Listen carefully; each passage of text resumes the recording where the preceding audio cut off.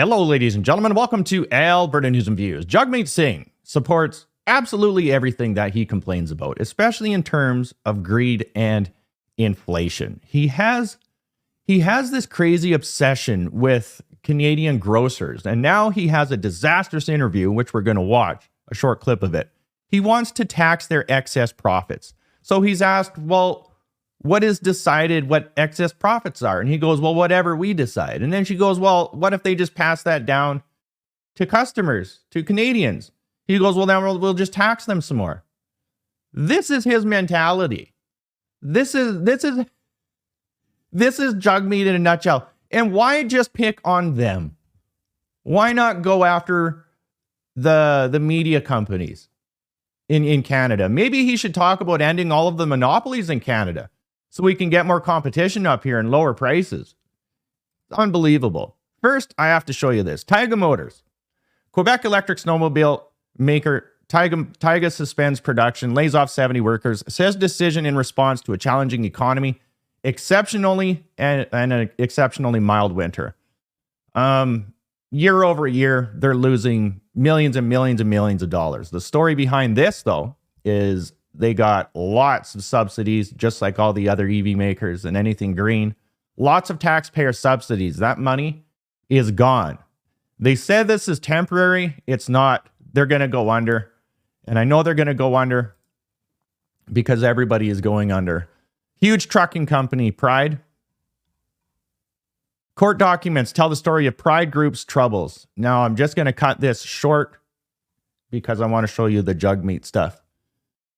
Says, the effects of all the foregoing have been disproportionately borne by smaller trucking and logistics companies and owner-operators in particular. Of the latter group, those persons that entered the market during the initial demand ramp-up following the COVID-19 pandemic's onset have been affected most of all as they bought or leased trucks when valuations were at close to peak prices and financed their acquisitions operations when interest rates were low. Now, that is the only part I wanted to show you, because everybody did this. Everybody that bought a vehicle, bought a house, bought anything right now is during COVID, prices were at peak, interest rates were low. Well, now interest rates are high. Everybody still has these payments. The market is crashing, and you can pick which market you want to talk about. Pride is huge. So what's happening right now is Mitsubishi, Daimler, US and Canada are scrambling to get as much money as they can out of them because they're going to go under. And I'm not just picking on electric vehicles, but it is Toyota CEO said himself, this is going to always be just a small niche market. Absolutely. And Tesla numbers are down as well. And Tesla started out as a niche market, and it will end a niche market. You're going to see everybody driving a Cybertruck and maybe their smaller boxer car whenever it comes out, things like that. You will never see mass production of an EV vehicle because they just cannot compete with hybrids and regular internal combustion engines. We've optimized it so well, and it is so cheap, and they're clean. They're largely recyclable too. So when you go on the long-term footprint of EVs and manufacturing, they are not green at all. They're actually way worse in the long run. And now short-term without subsidies is what we've been driving this whole time. So when you think of this Taiga Motors with their snowmobiles, which is a dumb idea, lots of chargers out in the bush. And when you think about their watercraft, another great idea. What are all of these batteries going to do in the water, tumbling around and flipping and stuff like that? It's ridiculous. It's a ridiculous business model. And there are so many stories just like this of everybody just batteries. Green. We are the future. Doesn't matter. Life in reality doesn't care what your business models are. It really doesn't. It's what people want, what they expect, and convenience, and of course the price margin. And Jagmeet Singh doesn't understand any of that. Check. Well, thank you so much for being here today. I really appreciate your time coming into the station. Of course, you're in Hamilton today for an announcement. I mean, why make this announcement in Hamilton? Wanted to make sure people in Hamilton felt like they were also receiving attention, that we are making sure that people know that we see them and hear them. And we know that one of the biggest concerns that people have here in Hamilton and across the country, cost of living, particularly the cost of groceries. On top of that, we want to go after the root cause.